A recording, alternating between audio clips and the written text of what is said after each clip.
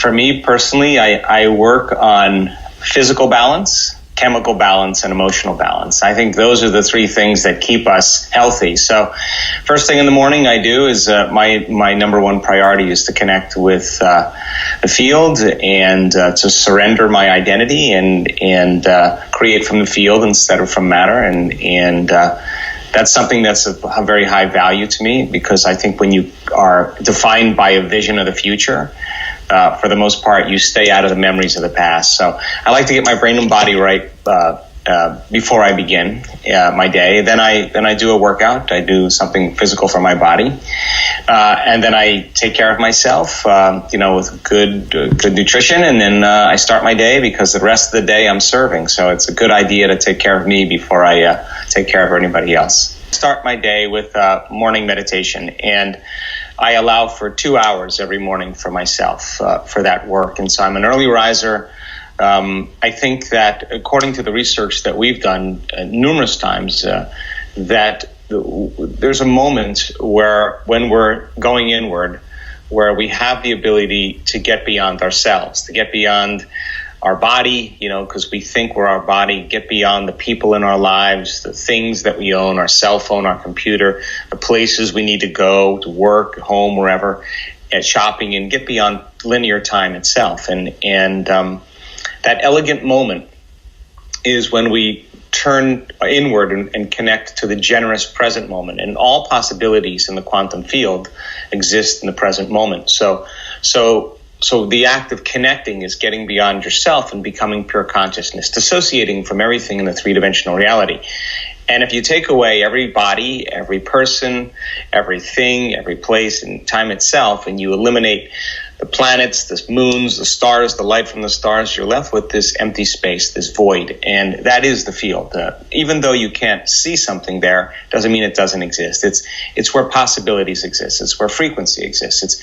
It's a level of energy that exists beyond matter. And so much research has shown that it's not matter that's emitting a field. It's the field that creates matter. So if you create from the field, you can have greater effects on matter. So for me, that moment of connecting to the quantum field, that invisible field of energy and information that governs everything material and connects everything physical, is a good place to start thinking about who you want to be when you open your eyes. And so we have to get beyond ourselves, our past identity, to create a new identity. And it's not about wealth, and it's not about success, and it's not about health. In fact, it's about who we become in the process. And so I think more and more people are interested in going inward and being able to have a little bit more control in their life.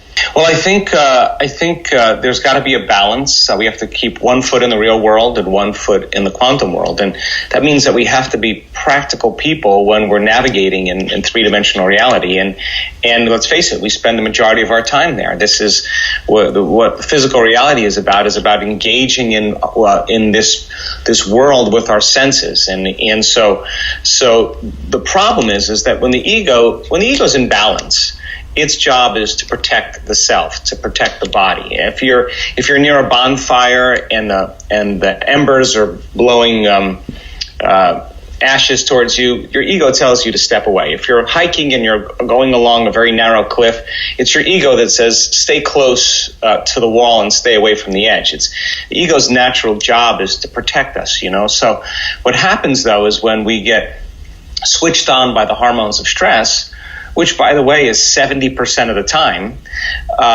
stress causes us to overfocus on our body. If you're being chased by Tyrannosaurus Rex and you get that rush of adrenaline and you move into emergency mode, you're going to use all of your body's resources to outrun that predator. Well, but if it's not T-Rex and it happens to be a coworker that's sitting right next to you at work, you're turning on that same response, and what was once very adaptive becomes very maladaptive, because when you turn on the stress response and you can't turn it off, now you're headed for disease. So people get addicted to the rush of adrenaline, the rush of stress hormones that arouse the brain and body. So in a sense, they start needing the people and conditions in their life to reaffirm their addiction to that emotion. In other words, they become addicted to the life they don't even like. And so this is why change is so hard.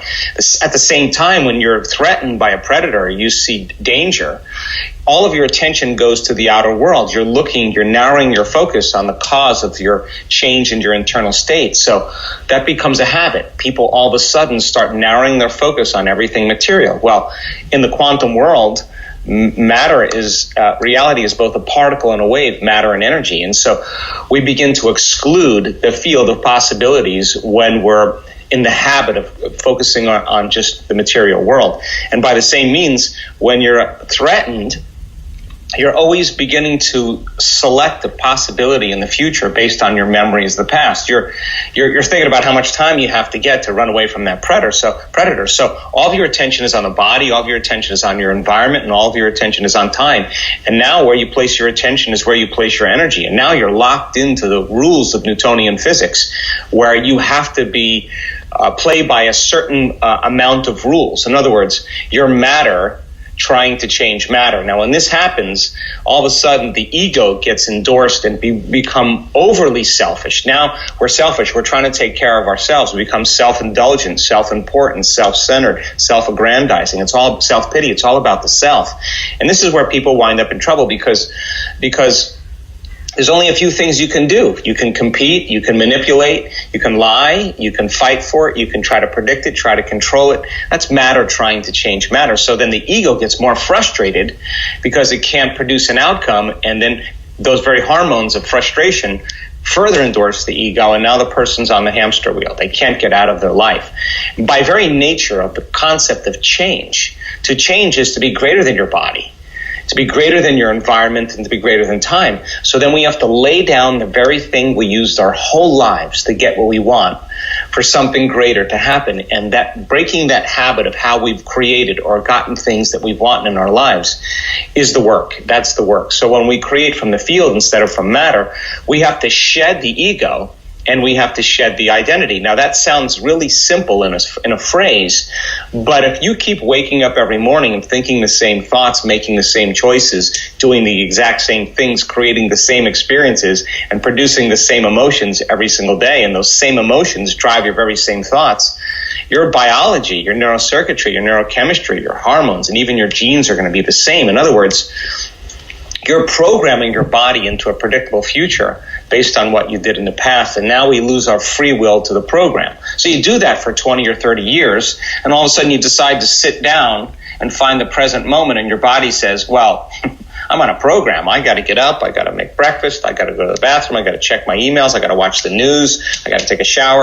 Your body's trying to get up and do things, and you're asking it to stay in the present moment. And so then the work is reconditioning the body to a new mind. It's training the mind and the body to be in the present moment and not run to the future or the past. So then the work then is finding that present moment and having a free will that's greater than the program, having a mind that's greater than the body to condition the body to a new mind. And in the beginning, it's tedious. It takes a lot of effort.